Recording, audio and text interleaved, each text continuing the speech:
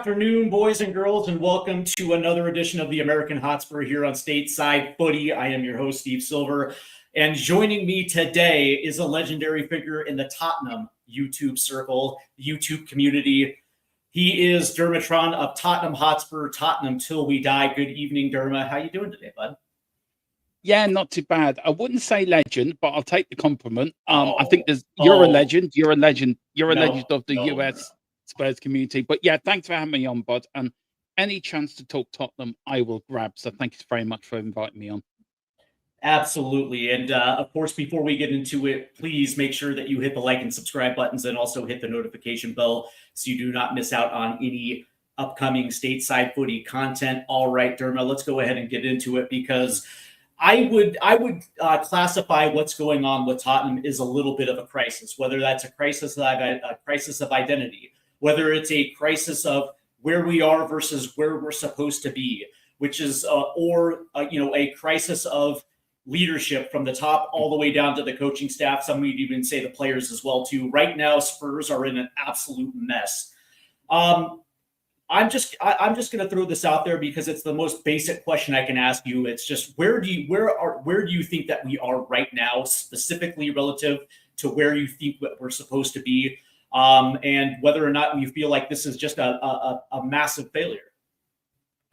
I think honestly we're miles away where we're supposed to be. We're supposed to be a top six club. We're supposed to be fighting for the European places. We're supposed to be fighting for Champions League. We're miles off what we're doing. I don't know what to put that onto. I think the boardroom shenanigans, I think, has an awful lot to do with it. I think the manager has an awful lot to do with it. And I think the players have an awful lot to do with it. I think the board haven't backed the manager. The manager's run out of ideas. And the players clearly have no respect for Thomas Frank. I honestly think also this links back to Ange, because the players had so much respect for Ange Postecoglou. Whoever came in after Ange Postecoglou, it was going to always be very difficult to recreate that sort of togetherness, that sort of family brotherhood. And I just feel it's a mixture of anything, but I do feel ENIC have been the biggest problem, especially this window. I really do. Yeah, and we're going to get into ENIC in just a second because for all of the bluster that they say, the interesting thing is that again we go into another transfer window without a plan, and it just goes to show that the preparation of going into the window isn't there. You see that and it wasn't just this window; it was last window as well too. Understanding that certain players weren't going to be coming along, and then waiting until half the window is open, and then you still don't replace a top goal scorer. And again, they did it in the second straight window where they're more than willing to let go of a top scorer without even the wherewithal of trying to bring in a replacement. And as soon as it happens, of course, because this is just what Spurs are, Mohamed Kudus goes down and now he's out till March. And instead, the first person that we're going to get in through the door is going to be a 19-year-old Brazilian left back, which on the surface, I don't necessarily have a problem with it, but it just leads to the overall. I would classify this as a toxic atmosphere in the moment right now, and it's not just on Thomas Frank, because I personally think that he's a symptom of the problem, but overall, whether it's going to be in your front office with the directors, co-directors of football, all the way up to ENIC, there is no plan in place in order to get Thomas Frank the help that he absolutely needs. Yeah, he does. And again, it's bad planning, isn't it? It's bad. I mean, you look, we got Paratici, we have Johan Lang. What are they doing? We don't know if Paratici's there or not there or what's happening with that. Johan Lang, look, he left Villa. Villa are flying now. So that should tell you something about what Johan Lang's around.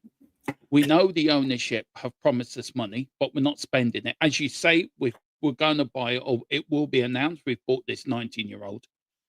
Why do we keep going for kids? This is a kid that doesn't play much for Santos, does have an injury problem with his left ankle.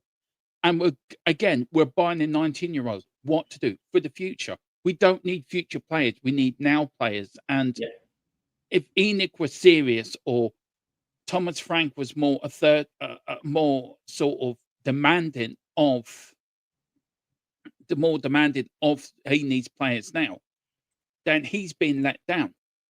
So can we really blame Thomas Frank? Possibly, yes, for some of the tactics and Sure. some of the thing, but can we blame him for everything? No. And I think who the blame is it sits at the very top of the club. If it's crap up there, it's going to be crap down the bottom. Our football club Absolutely. is in crisis. Our football club is in absolute meltdown. And who suffers? We suffer. The fans. We suffer. Mhm. And No, the interesting. Yeah, no, I totally understand. And the interesting thing is it's relative to what this was supposed to look like when the breakaway happened in 92, 93.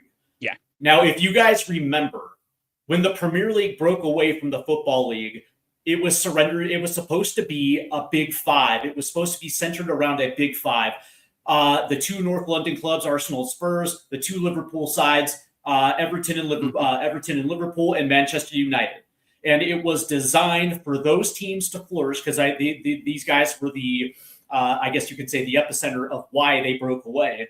And now that we're 35 years now from that breakaway, certainly three clubs have lived up to their expectations of being super clubs. Meanwhile, Spurs have considerably underperformed what they were supposed to be. And whether that was bad ownership under Alan Sugar, bad ownership under Enoch, whether it was mismanagement from directors of football or chairman, whatever the case may be, or whether it was just bad recruitment when it came to the management, and we just were never to get off the ground. Mm-hmm. The reality is certain things have changed. And here's the interesting thing. As the years have progressed, Derma, this is 2025 from the Deloitte Money League, which shows Tottenham Hotspur as the 9th most wealthiest club in world football.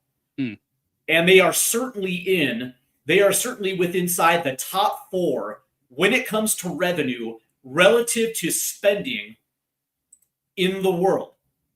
But yet they still have a 42%, 2% threshold from revenue to which is last in the Premier League. For 100%, this club is a big club. 100%. Here's how I will classify this for you, Dermot. We print our own money. We absolutely print our own money. We have the highest ticket prices in Europe. Fans come out to pay it. Spurs make money hand over fist, and yet here we are again, fumbling another transfer window. Meanwhile, Enoch is sitting there saying, "This is a new day. This is a brand new day. No more Levy, no more problems." And we are going to go out there with ambition. We are going to sell what this club is supposed to be, and yet here we are now. Essentially entrusting this football club, to a bunch of dingbats that it's either they're not talking to each other, or they had two different ideas of what this club is supposed to be. Either way, they're not working together. Yeah, they're not. And we have now, what's end up going to happen is we're going to sell yet another player without getting someone through the door. And meanwhile, our games are coming thick and fast, and Thomas Frank has to play Lucas Bergkrol on the right hand side. I know, and look, Lucas Bergkrol might not even be fit tomorrow. We don't know if his groin injury is as bad. We don't know. We know we've lost Kudos to April. We know we've lost Bentancur with a hamstring injury. So, look, I agree with you. Look, I remember when the Premier League started. And look, everyone slags off Alan Sugar, but I give Alan Sugar a lot of praise. For the good or bad of him, at least he put his money where his mouth was. He did go out and try to get good players. I remember back in 1994, 95. It was the first full season under Jerry Francis, and we were banned from the FA Cup, and we had 12 points deducted. And I think a 500,000 50,000 fine or 100,000 fine, I can't remember, for what the Ivan Scholar did at Tottenham for the crisis he caused. And all I remember was Alan Sugar fighting for us, got us back in the FA Cup, got us back our points deductions. We reached the semi-final that year. So I think Alan Sugar does get a bad rap, but I don't think he deserves it. Ivan Scholar, on the other hand, nearly took it to the brink of destruction, nearly took us Sure. to the brink of not even existing. So when Enoch came in, don't forget, Tottenham for the first 10 years after that was still trying to find themselves financially on a sound footing. We started the Premier League not really sound financially. So Enoch come in and say, okay, we're going to make you financially sound. No problem. Came in, we're gonna get into the Champions League. Well, technically, they did what they've said. They did what they said they were going to do. We did get into the Champions League, but then once we got into the Champions League, it should have been okay. We're going to win the league. Let's really invest in this, and they haven't invested within the football club. I didn't ask for the new stadium, Steve. I didn't ask for the best training ground in the world. I didn't ask for the skywalk. I didn't ask for the go-kart track. I didn't ask for concerts. I didn't ask for NFL. I didn't ask for boxing matches. I want a team that's going to go out there and be successful and win trophies. We had a taste of what winning's like last summer last season under Ange Postecoglou. And for me, Enoch have not at all set any of them goals. Every goal is next season, next season, next season. We'll invest a little bit. We've built this fantastic new stadium. Yeah, it's great, but it's not White Hart Lane. I've always said it. Give me a championship winning side and White Hart Lane any day of the week.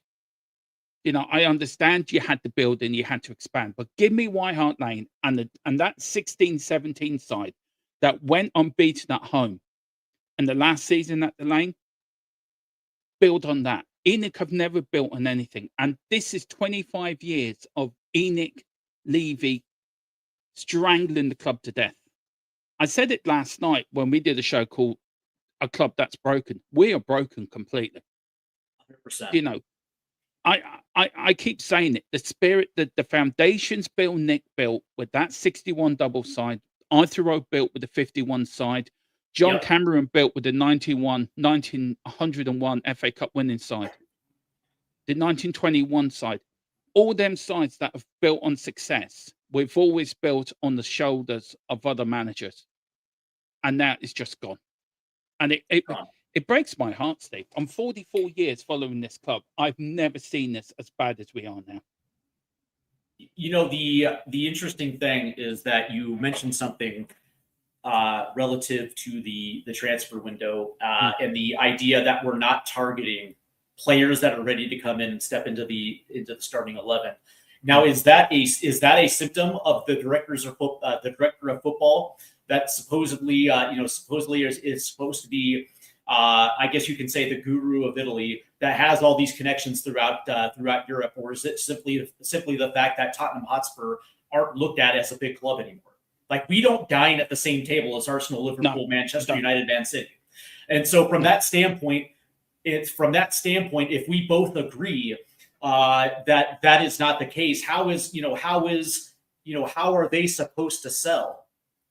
How are they supposed to sell the club as a big club, knowing that we don't act like a big club, to those type of players that can help us win, that really can help us, essentially, stabilize the ship and help us point us in the right direction, right? How is that possible? If we both agree to that, how are we going to get out of this mess that we're in? I think the only way we get out of this mess, Steve, is new owners. I think that's the only way we're going to get out of this mess. I think we need new owners, and we need our identity back.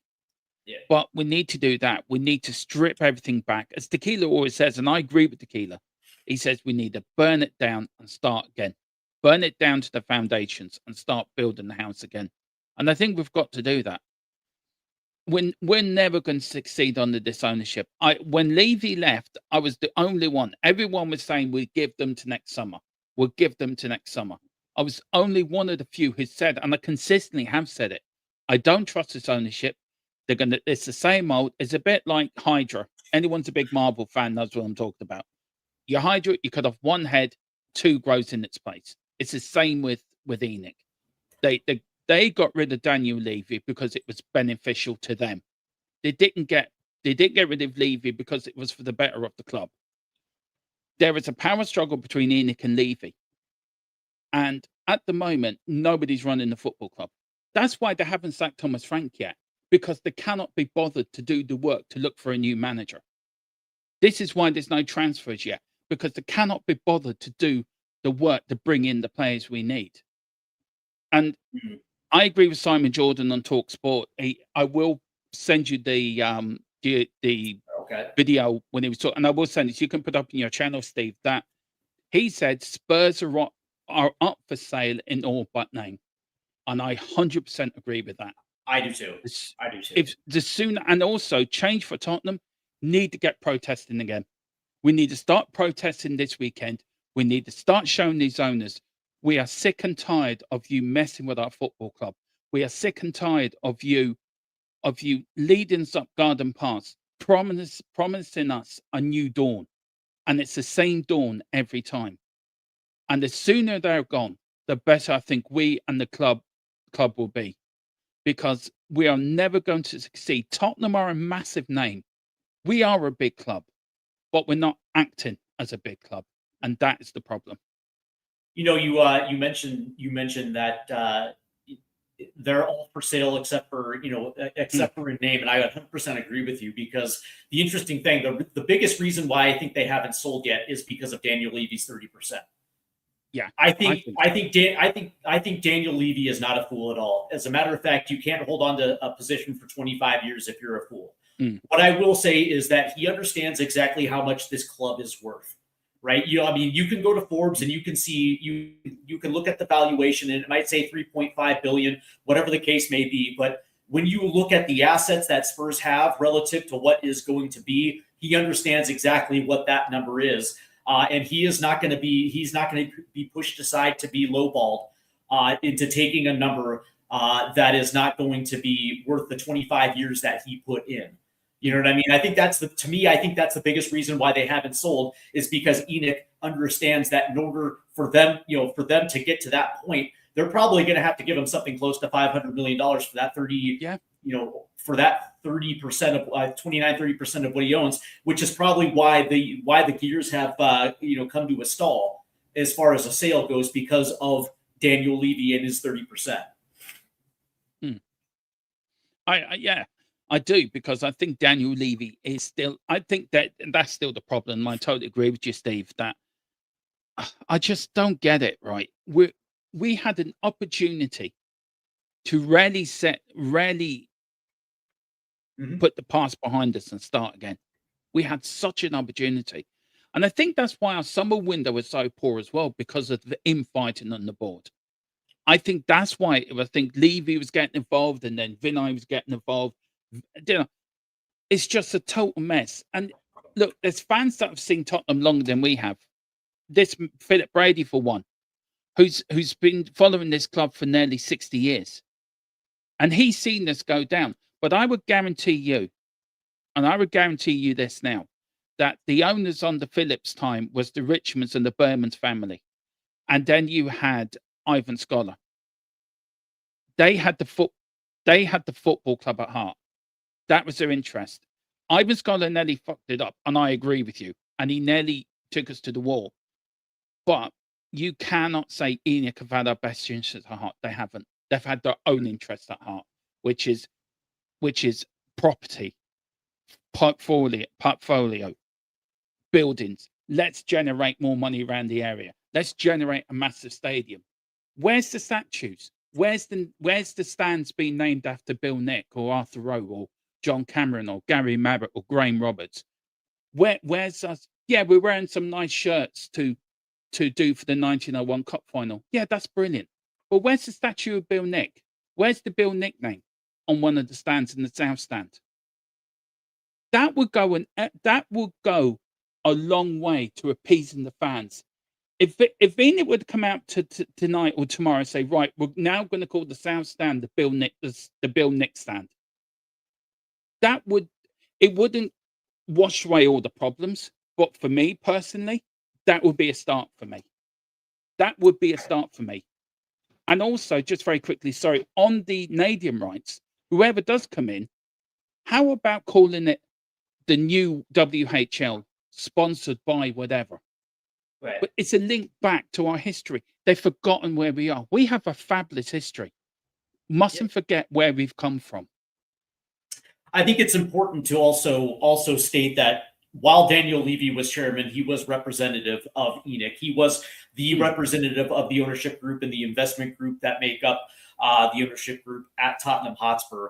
And the interesting thing was that we've had two seminal moments in these last 15, 20 years. And now maybe you disagree with this, Derma, but for me, it was two moments that were stick or twist moments that really could have kicked us forward and really put ourselves in that seat at that Big Four table where we're actually competing for Premier League titles and continuing to keep our momentum within the Champions League. And the first one came when Harry Redknapp took over. And if you remember, Spurs were underachieving. He comes in. I think they had like only 2 points through the first 8 games. He comes in. He finishes 8th the first year, but the next year we're in the Champions League. And then he has that nice little successful run with Gareth Bale and Van de Vaart and Luka Modric. And all of a sudden, we are living up to the expectations. And we came to that seminal moment where it was either stick or twist. It was either stick and support Harry Redknapp and bring him in 1 or 2 more high-class players. And now all of a sudden we're going to be in the conversation of winning the league, winning trophies, and maybe even pushing up higher in the Champions League. And then what does Levy do? He twists. He fires Harry Redknapp, and then he sells Gareth Bale and Luka Modric in back-to-back summer windows. The second one came after we reached the Champions League final. We have a crazy run. We get to the final. We lose it, but it's a stick or twist moment because the squad needed replenishing in a big way. And it was a seminal stick or twist moment, and he twisted again instead of spending the money. And we're not talking hundreds of $1 million. We're talking just enough to replenish the squad so we can actually rotate and keep certain players fresh. And he twists, and so instead of doing the right thing, he fires Mauricio Pochettino, and it has now been a slow burn to the bottom since then. The last 6 years, it's been a slow burn.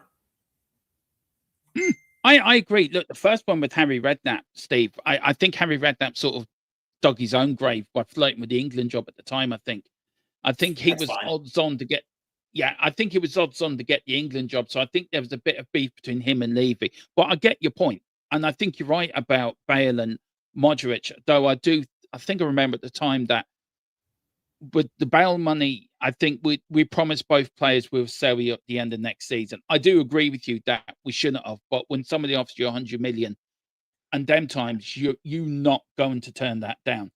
With the Pochettino thing, 100%. Didn't he say that in the press conference before the final? We've got a lovely house, but no furniture. Sure. And that was the beginning and the end for me for Poch. And you look how many managers we've had contact, and I just want to read something, Steve, from this Conte press conference, right? And that's what's that, about 3-4 years ago now?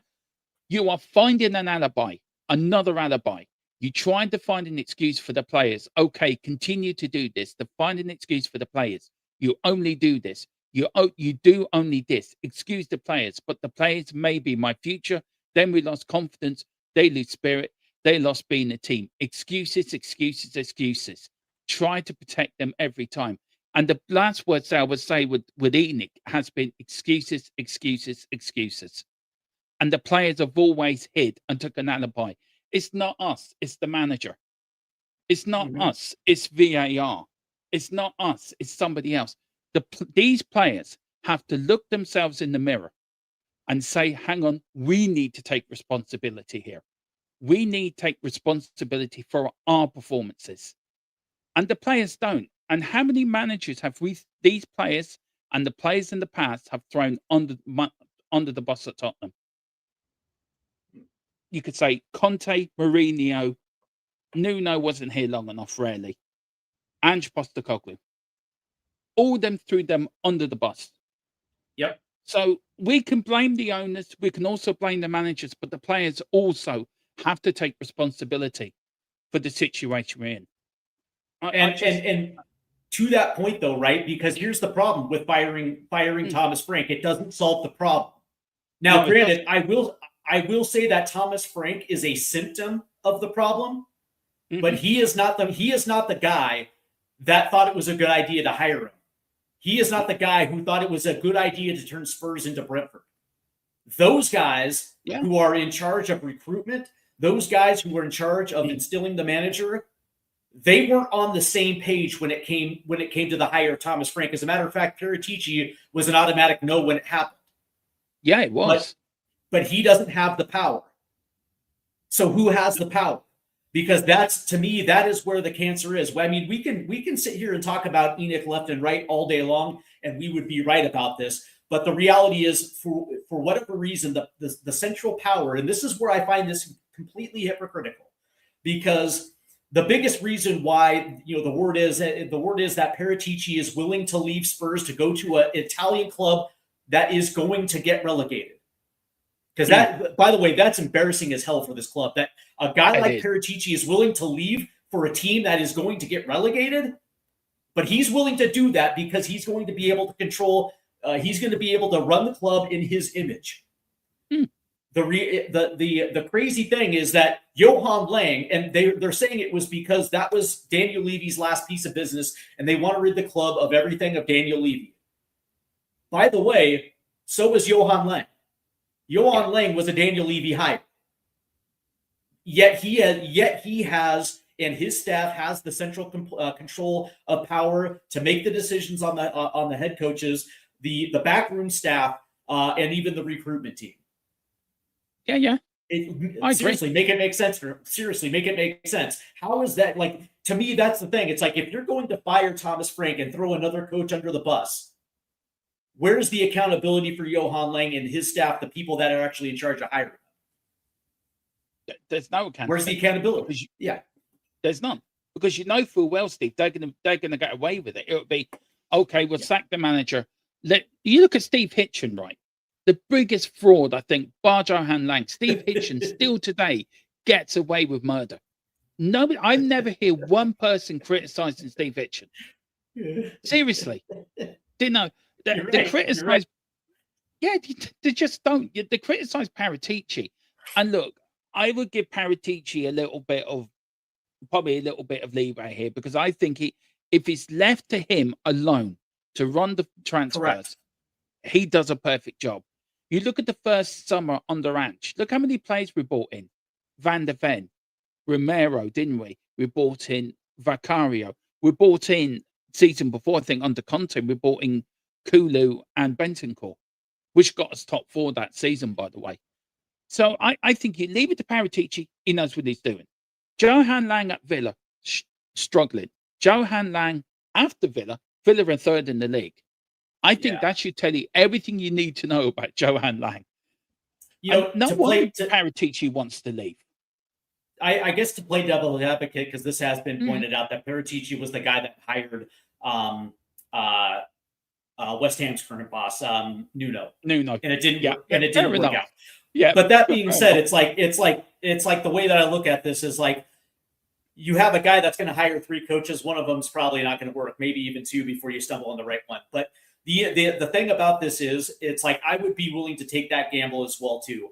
I would be willing to let Paratici bring in his backroom staff, which is Gabonini and some of these other guys, and allow him to be the one to pick the coach that's going to work with him to rebuild Tottenham back to. And I think if anybody understands what Tottenham is supposed to be, it's probably Paratici. Yeah, not necessarily Johan Lang, who's, it is what it is. I want to get to this comment here by Philip Brady German. He says that if Villa turn up tomorrow, could it turn into the most toxic atmosphere yet? Can whoever is supposed to be running the club allow Frank to stay if we lose? And my first point is, the environment is already toxic already. As we're hearing that a lot of players are going to be set to leave in the summer. They don't want to stay, including Van de Ven, which would be absolutely crazy. And so from that standpoint, the only reason why I think Frank is still in his job is because of the Villa match. And if he loses, Enoch can use it as an excuse to actually fire him, because at that point you're at both domestic cup competitions. Chances are pretty good we're not going to advance in the Champions League. Maybe we will, maybe we won't. But the reality is, he can use that as an excuse to sack him. And at that point, we can decide on which caretaker boss, we can install until the rest of the season.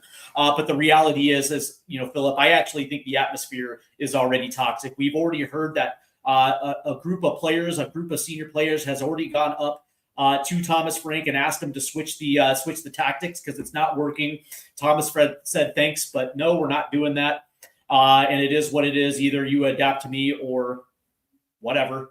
You know what I mean? And so at that point, I think things are already about as toxic as it's going to get.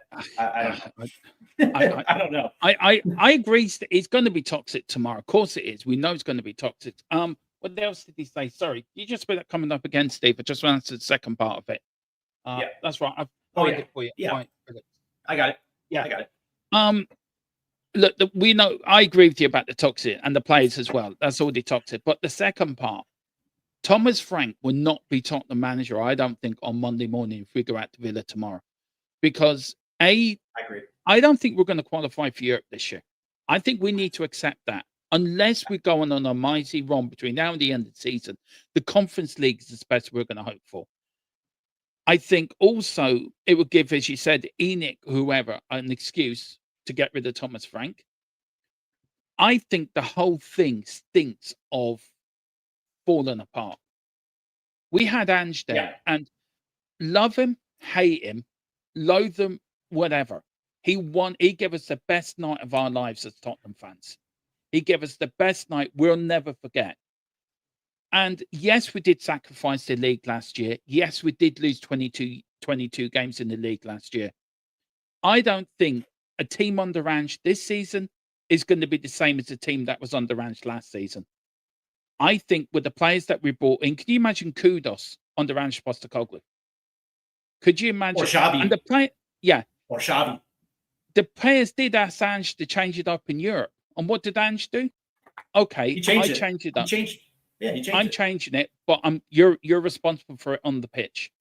You've got the responsibility for it. And he gave the players the responsibility. Van der Ven Romero, right, we're your managers on the pitch. That reminds me of Keith Birkinshaw and Steve Perryman back in the early 80s. Well said. Steve Perryman was Keith Birkinshaw's manager on the pitch. But you also had Graham Roberts, Paul Miller, Chris Hughton, Ray Clements, Ozzy Ardiles. They were all captains on the pitch. They all would turn around. You're not doing your job. Why not? This season is like a free-for-all. And I'm sorry. I'm probably going to get slated for saying this. I wish now we never sacked Ange Postecoglou. I wish we kept him in. And if we're in this situation this year, then fine, sack him. But I think we made a mistake by sacking him when we did, because it threw everything out kilter. I'm going to get pelters for that, but that's how my opinion. It would have been interesting to see if he would have went back to his system. You know, he did it for a reason, to win a trophy. Okay, great. Does he maybe stick with it because it was working and he won him a trophy, or does he go back to his high flying attack? That was something that was kind of intriguing me in the summer. What I didn't like was the fact that they waited a week to do it. I wish they would have done it right after the Brighton game, but I digress. We have Fractos Magnus right here. What's up, Alan? Who says, hey, Steve and Dermot, great to see you both. It almost feels like it's a fire sale. Are we in a free fall? Hell yes, we're in a free fall. And it does feel like a fire sale because not only was it Brendan Johnson, we did get rid of Manor Solomon early, but it looks like Radu Dragusin is going to be out the door for AS Roma. And it looks like, by the way, Dermot, it looks like it is going to be it's going to be a loan with an option to buy at the end of the season. The issue that I have with this is that we're already dealing with depth issues as is, and the funny thing is, like, I keep hearing this, right? It's like, well, we have Danso, and it's like, okay, cool, but what we don't have after Danso is anything that has any semblance of legitimacy. I mean, we have Ben Davis, but we don't have Vuskovic because he's out on loan. Kota Takai just went out on loan. And Radu Dragusin, whether you like him or not, is still a piece to worth hanging on to, especially considering that we do have a couple more Champions League games still left to play, and especially if there is some tactical change where he wants to go to a 3 in the back, you're still going to have somebody that's going to be able to either step in because of injury or still be able, to step in because of rotation. And now all of a sudden that option is going to be out the door. That's the thing that I don't like about this. It's not that he's leaving. It's the fact that we haven't done anything to address that depth for him to go. And that's the biggest issue that I have right now, is the fact that we're selling, but we're not buying. And it's only going to make Thomas Frank job even that much more difficult. I agree. Look, I wouldn't get rid of Dragerson. I quite like Dragerson, Steve. I think he's a good defender. I rarely do.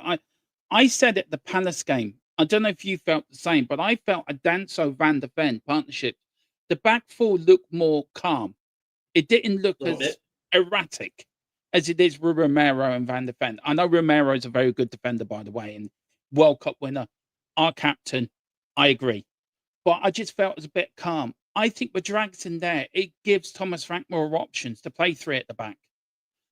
And getting rid of Dragerson, I think it's going to be a mad mistake. But again, we're getting rid of a player, but there's no structure there. There's no what's the word I'm trying to look for? There's no plan.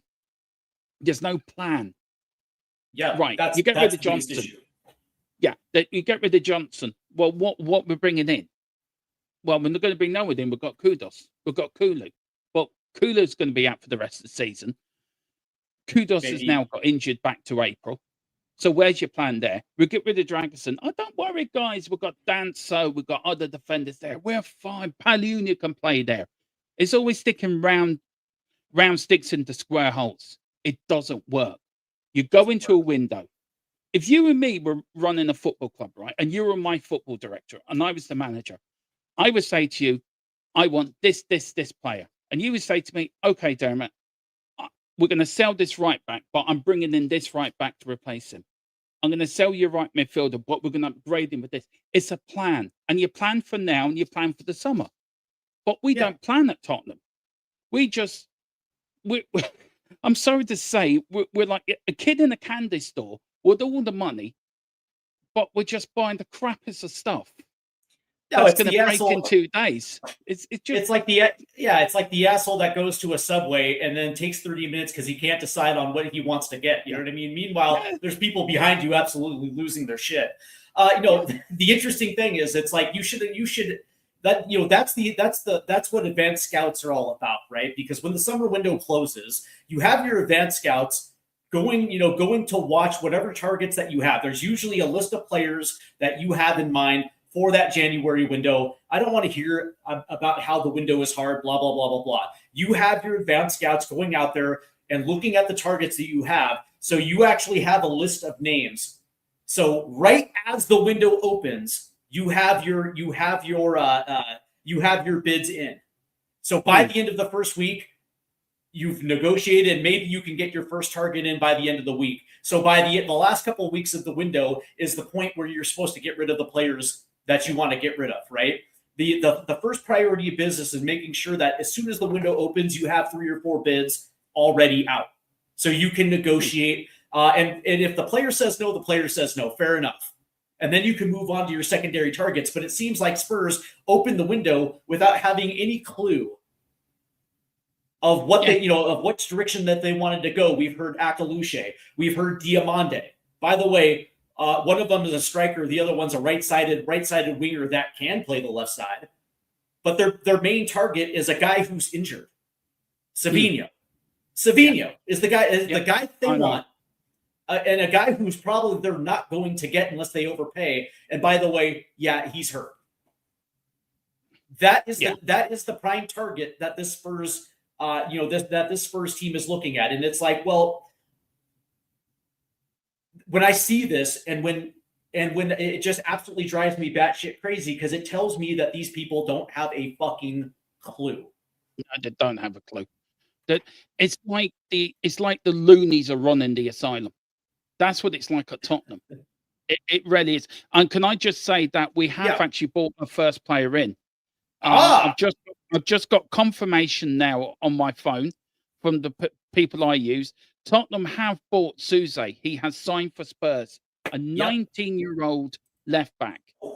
Yippee.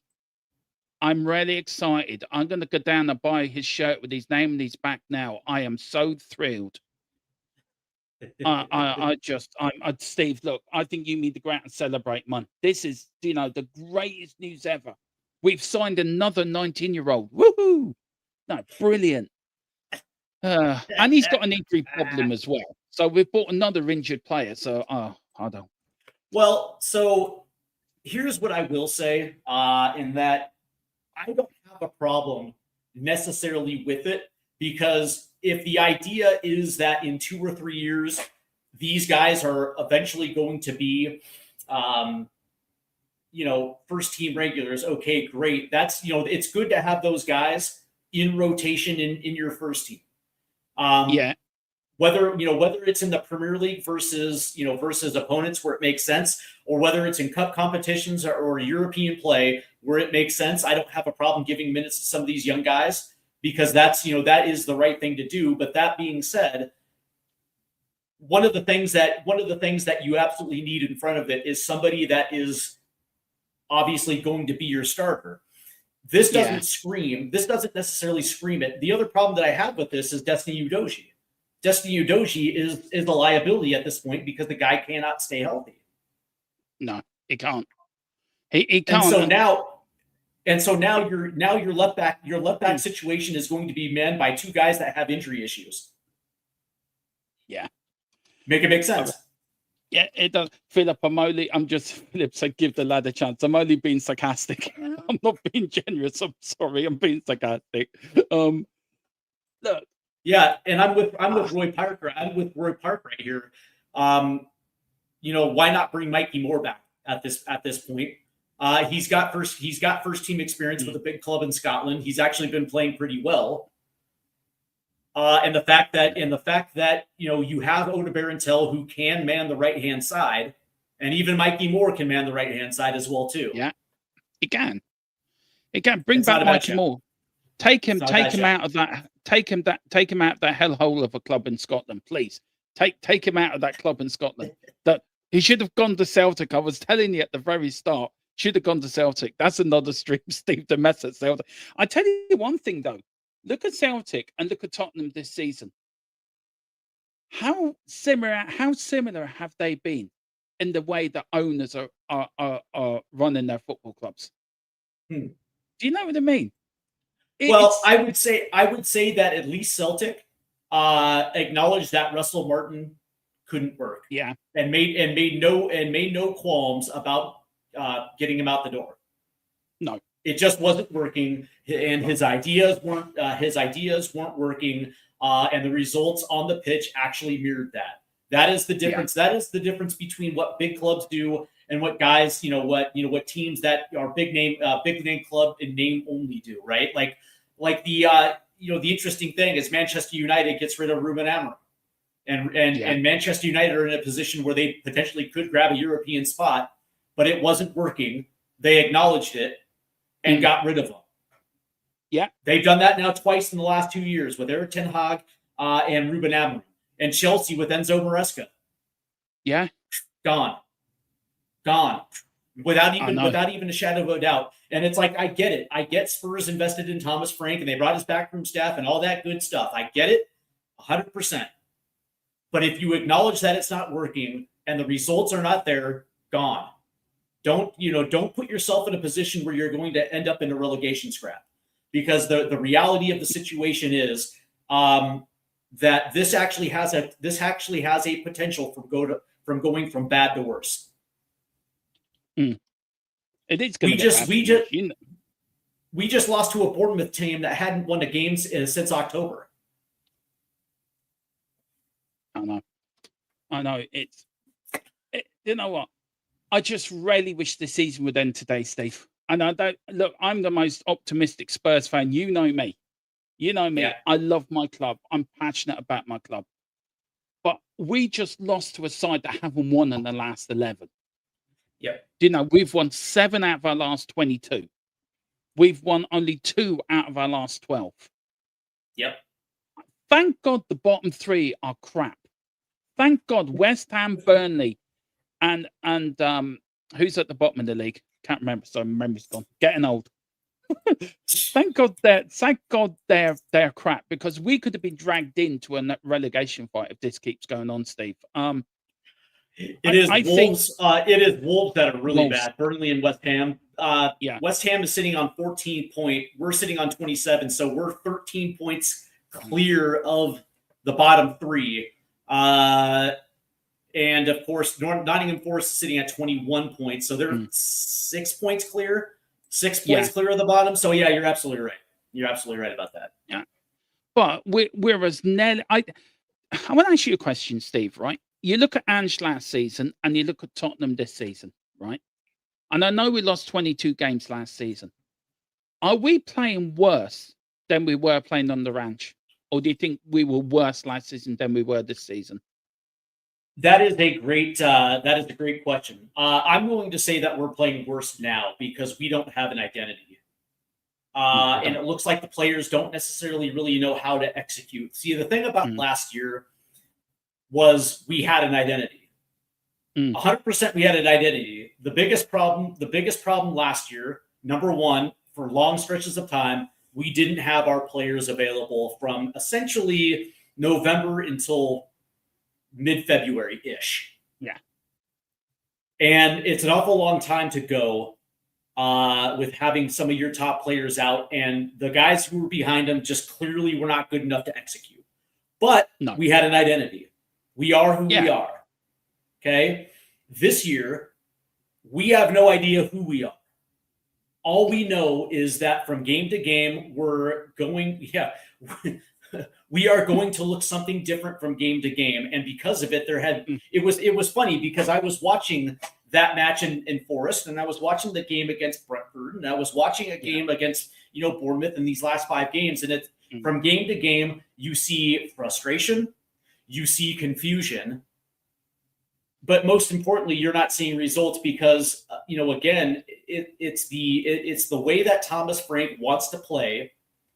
Runs counter to the strengths of the team that we have.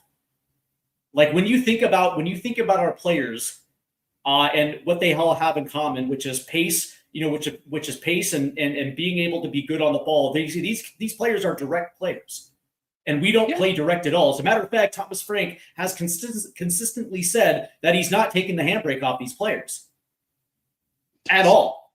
And so what we're seeing is, at moments, it looks like we're going to come good, but then we always revert back to taking our foot off the gas and playing this methodical, slow buildup where there's 20 passes that are going to the side or going to the back, and we're always conceding good opportunities in good space.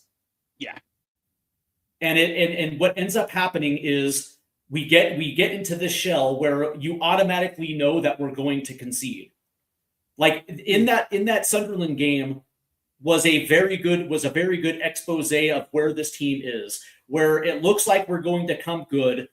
We still don't score from the run of play, but we take a 1-0 lead, and then at the half, we take our foot completely off the gas, acting like a 1-0 lead is going to save us.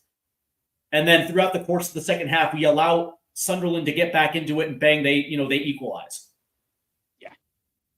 And then in this game against Bournemouth, where it's like it looks like we're going to come good, and then we completely fall apart because we don't keep the same intensity. And then we shift our tactical approach here's the thing. And this is why I say Thomas Frank is the symptom of the problem, because he has always been this guy. He has never really been. If you look at his, and Luke Samuels, by the way, was the one that clued me onto this one. If you look at Thomas Frank, as a matter of fact, he has lost the most points from a winning position over the last 5 years of any other coach in the Premier League. He has actually dropped the most points from winning positions because he doesn't close out games. Yeah. You know what I mean? He is the guy. He is the guy that who literally lives and dies by 1-goal wins. You know what I mean? Like that's the thing. It's like he has never been the guy to put it, to put a team to the sword, which is exactly why we haven't seen him do it this year. No, I totally agree.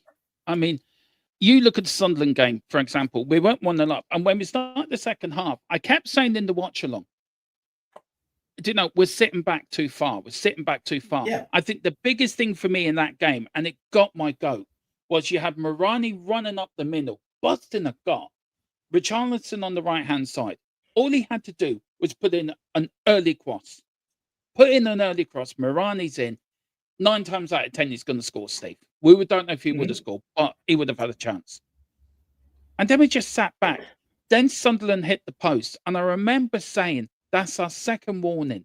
They're going to get one more chance. And if they get that chance, are they going to take it? And they did take it. And you look at the defending on Sunderland and you look at the defending against Bournemouth. Porro could have done a lot better for the third goal.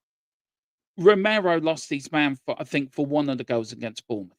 And you look at the Sunderland goal, 2 players marking one Sunderland player. The third one, in more space, it was like Moses had opened the Red Sea for him. He's standing there thinking, I cannot believe my luck. And then it's just, you look at the defending game after game after game after game. The defenders are not defending. I'm telling you now, Steve, these players are not playing for Thomas Frank. They're doing the bare minimum. They're doing the bare minimum. And that's why he actually has to go. But I will say this, and you mentioned that Bournemouth match, because again, that's the expose. Think of it this way, right? When we started that match, we were pressing high as a team. We were actually creating turnovers. We were getting the ball back in very advantageous positions. And instead of passing it back, I was actually quite surprised because we were actually passing it forward. We were progressing into good spots to actually try to get good shots on net. Matisse Tell had a nice look at net early as well, too. And I was like, oh, this is fantastic. And then all of a sudden, with about 10 minutes left to go in the first half, what did we stop doing? We stopped pressing. Yeah. We allowed Sunderland to progress upfield without any actual challenge.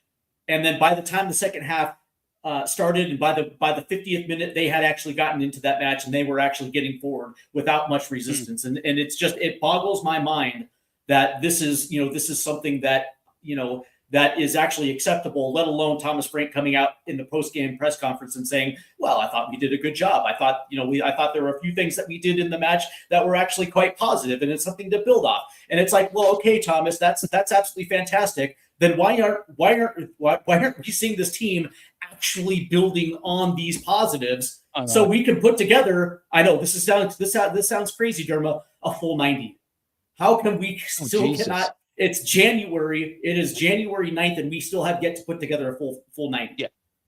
Be careful, Steve. Be careful saying things like that. That might take you to the loony bin. Be careful.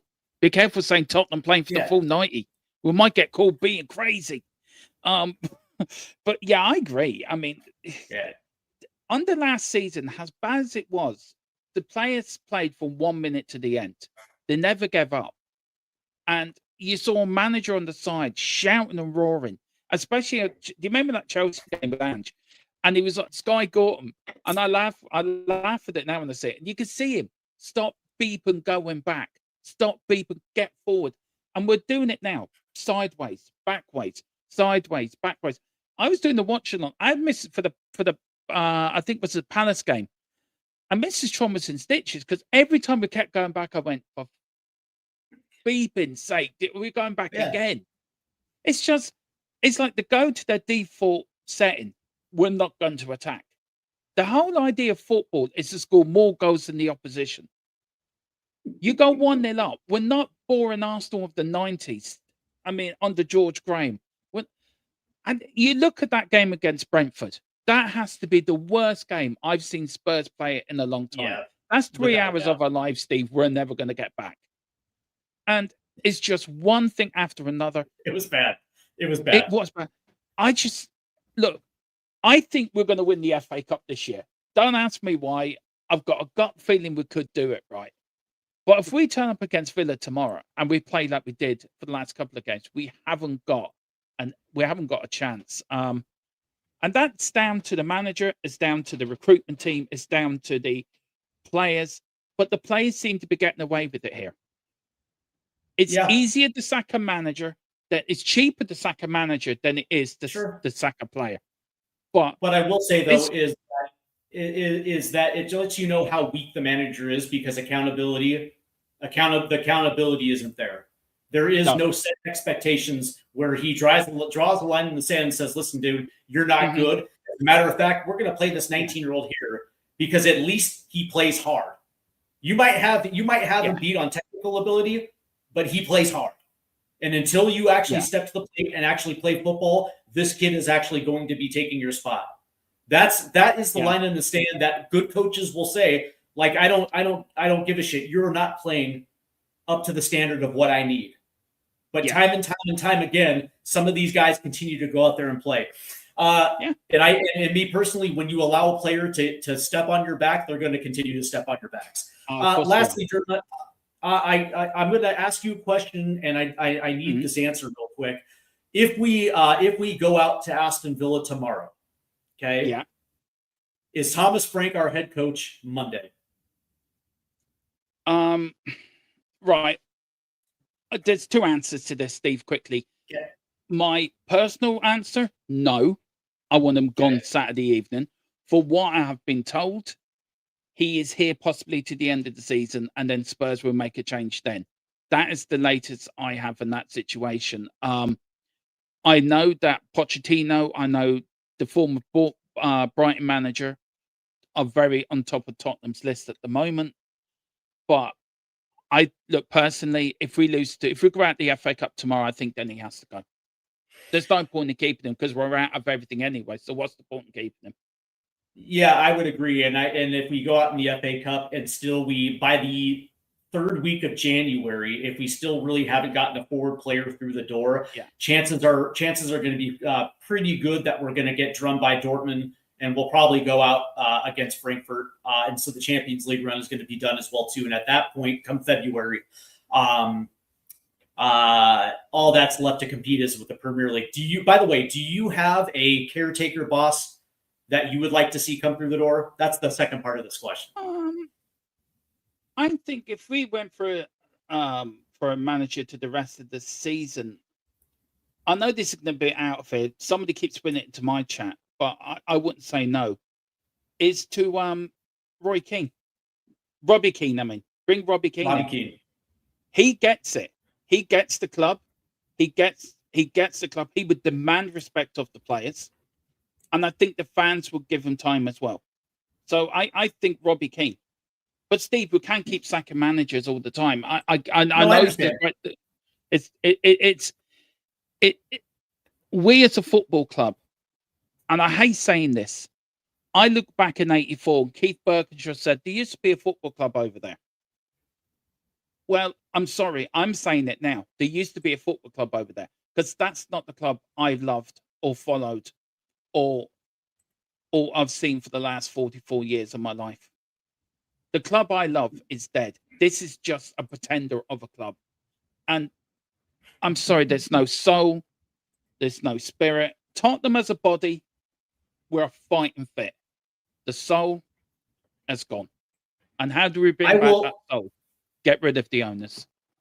I will say a name that maybe you will agree with, and I'm going to say this name because I think there are only two coaches right now that actually have the trust and the credibility with the fans. The first one is Mauricio Pochettino, who is not going to be available until after the World Cup. Okay? Yeah, definite. Great. The second name is Harry Redknapp. The last two coaches in the ENIC era that have won in spite of Daniel Levy, in spite of the transfer philosophy that he had. Harry Redknapp has the credibility to come in and steady the ships for the fans because of what he was able to do. He has that credibility, and the fans would unite behind Harry Redknapp. The other thing worth to consider is that I think you and I both agree that in the course of the last 40 years, Harry Redknapp is considered one of the best man managers in football. Yeah, He has the ability to instill confidence in his players because he has the ability to bring the locker room together and say, "All right, lads, let's just go play football." And when you talk to anybody, some of them will praise Harry Redknapp's tactical abilities. Now, here's the thing, though: he's 78 years old, so it's not like the type of guy that you're going to give him a year or two to rebuild the foundation. But for 4 months until the end of the season, before they pass it back to Pochettino. And you essentially bring in Harry Redknapp and say, we're going to bring in maybe 3 players this window, and all we need for you to do is just to get us into the top 10, to rebound and finish into the top 10. And if it's anywhere between 6 to 9th, that's perfect, because that's something we can build off, and we can pass it off to Pochettino in the summer. But for 4 months, a 78, I understand he's 78. I get it. But for 4 months, I think that Harry Redknapp would actually be a pretty damn good caretaker boss for 4 months. And by the way, he said that he would have no problem coming back. I would take Harry Redknapp tomorrow. I loved Harry Redknapp. I always have loved Harry Redknapp. I just love him as a person. Yeah, I would too. Look, I've said it, Steve. I don't know if you agree with me or not, right? But I think there's only one man in this world that can unite the fan base behind the team again, that can bridge the gap between the fans and the players, that will get the fans respect and time, that will get the players respect and time. I think he would make some of these younger players great players. When he first came to the club, Jan and Toby weren't world-class defenders. They were just another bunch of young kids. Look at the back four we had with Hugo, Kyle Walker, Jan, Toby, and Danny Rose. It's Pochettino. He's the only one that the fans will give time to, that the fans will unite under. And I think he would, if he was to come back, and I don't want him to leave the USA, because I want him there for the World Cup for you guys. And I think he's not coming until after the World Cup. Yeah, for sure. But I tell you one thing, it's a bit like Batman putting up the bat signal, isn't it? When Commissioner Gordon puts up, it's a bit like putting up the Spurs signal. After, when the World Cup ends, that man will walk across the Atlantic Ocean to go to Spurs. And I want Pochettino in as our next manager next year, because I think he has unfinished business with Tottenham. I second that as well too, because that's the reason why I mentioned him just a second ago. There's only 2 names that actually have the credibility and the trust in the fans. The 2 names that will unite this fan base. Yeah, and it is Harry Redknapp and Mauricio Pochettino. And the reality of it is because Mauricio Pochettino the first time around didn't actually have a transfer budget with to work with. And now all of a sudden he's coming back into Tottenham Hotspur, and he is willing, they are willing to back him. It's an opportunity for to right the wrongs of the first time around. And I will say the biggest thing that I like about Mauricio Pochettino is the fact that there is an expectation level with Mauricio Pochettino. He understands Tottenham, and there is a line in the sand. You are going to have to play to this, or you are not playing. And there is a level of accountability that he has. Oh, yeah. And that's the thing. It's like if you're not going to hustle and you're not going to play the way that I need you to play, then you're gone. Talk about Adebayor, gone. You're not, like, you don't represent the cockerel. Out. No. You're done. Out. Get out. You know what I mean? It's and that's tough what I decisions, like isn't it, Steve? Yeah. It's the tough decisions that have to be made. And that's Thomas Frank's not making them. Thomas Frank's not, he's letting them rule him. Pochettino came in. The first season, everyone wanted Poch out. Everyone wanted Poch out, but he went in the summer. He brought the youth in, as Dave said actually to me the other day. He brought the youth in. He got rid of the players that were no good. And look what we went under.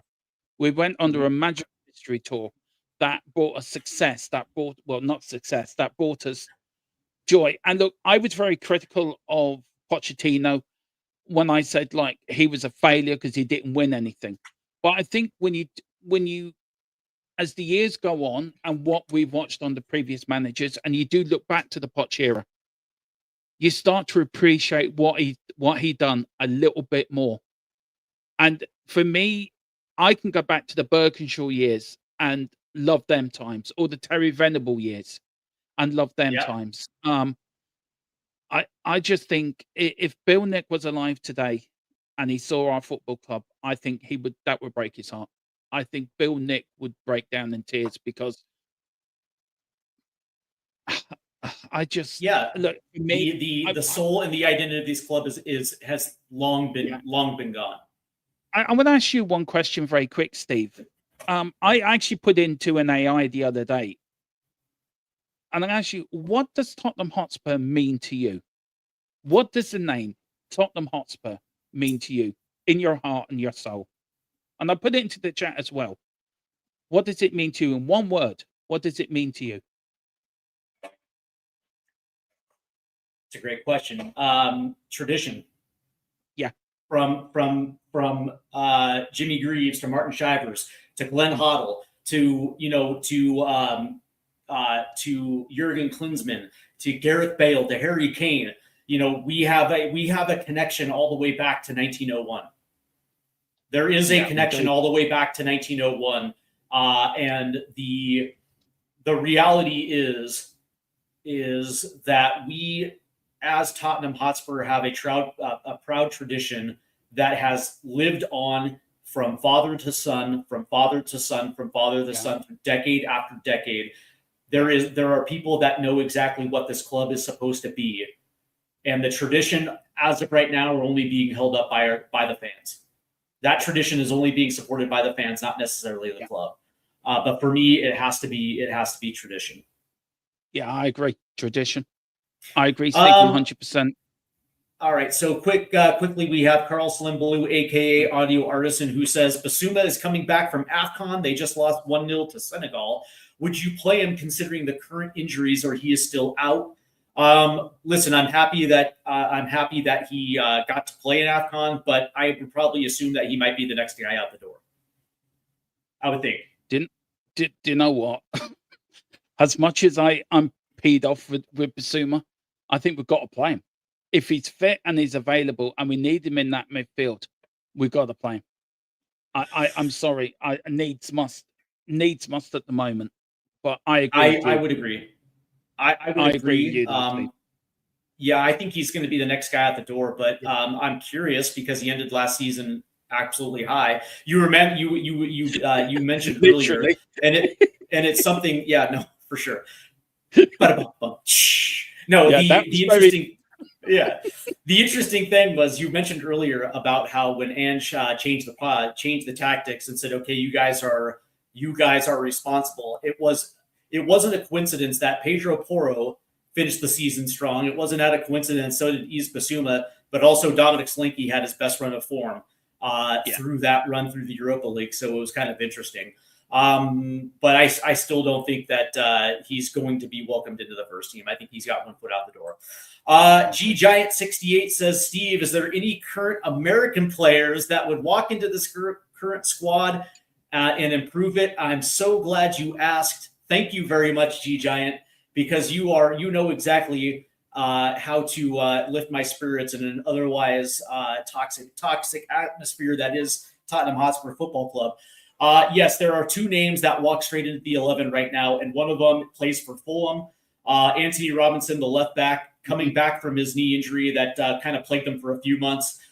He walked straight back into Fulham's starting 11, and he has literally been the best player for Fulham. There's a reason why all of a sudden Raul Jimenez is starting to score goals again, and it's because of Anthony Robinson.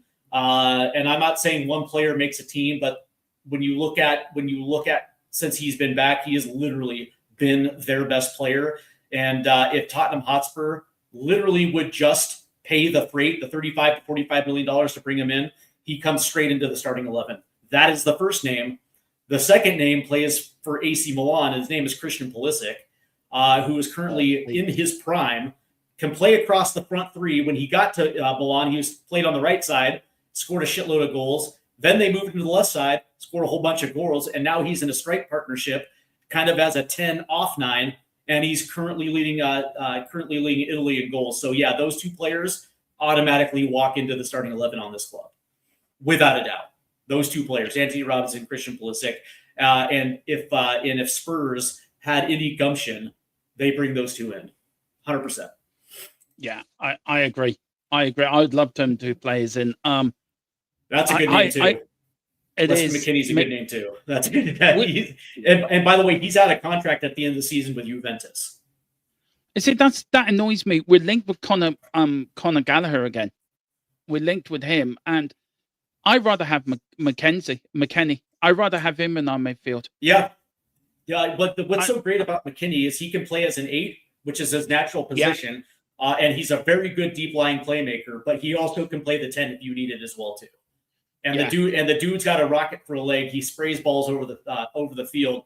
And by the way, he has actually literally been their assist leader throughout his 100 appearances or 102 appearances in a Juventus shirt. I think he's their leading assister throughout that entire spell as well too. The dude gets absolutely no respect.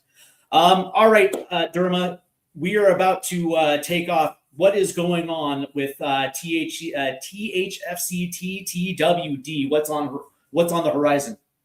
Yeah, we've got a build-up show tonight. We've got the pre-match build-up tonight. Tomorrow, we've got the watch-along. We're starting at 5 with a bit of a build-up. So, Steve, if you're around, join me for the build-up. You're more than welcome. Yep. Definitely, I know Steve will be on for after the whistle.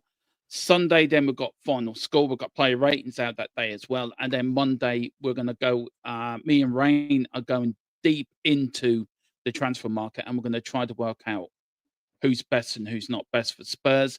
I just want to take this opportunity. Tequila's not well at the moment, so I want to wish Tequila the very best, bud. I hope you feel better soon.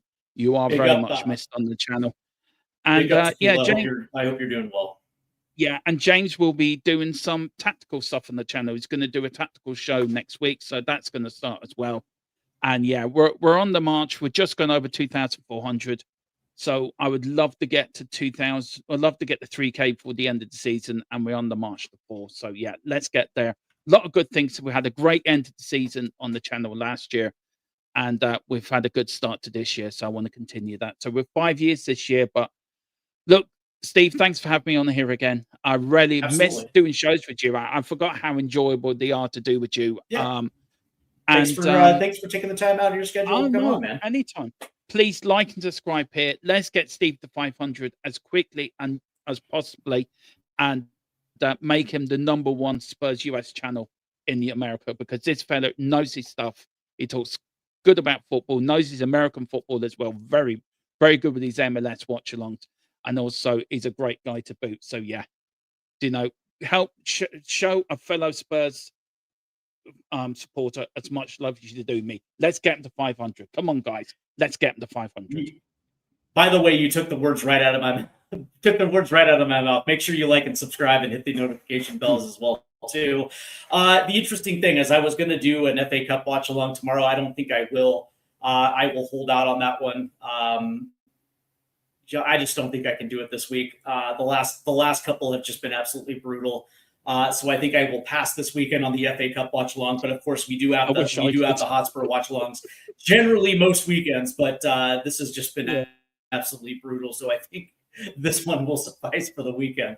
And of course, tonight I will be on Spurs time TTID at 5:00 here Eastern in the United States, 10:00. Over there in the UK. And then tonight here on the channel, we do have some MLS talk as I welcome Jeff Lageson on the show to talk about my beloved Seattle Sounders and their lack of an off-season plan going into 2026. So make sure you hit the like and subscribe buttons and hit the notification bell as well, too, because we also do have a guest coming on the show as I'm working out the logistics. And so you should probably look out for the post here on YouTube as well, too. All right, Dermot, again, I do want to thank you for coming on. It's been an absolute pleasure. I hope you guys have enjoyed it as well, too. I want to thank Gary Bex, who's been absolutely talking mad shit in the chat, and I love it. I want to thank Super Yid 2010. Who else? It's just Carl Slim Blue, G Giant 68, Simon Cohen 55388. All of you guys that participated in the chat, thank you, and all those that tuned in as well. I definitely appreciate it. Again, hit the like and subscribe buttons. You guys have a great afternoon. Take care. Come on, you Spurs.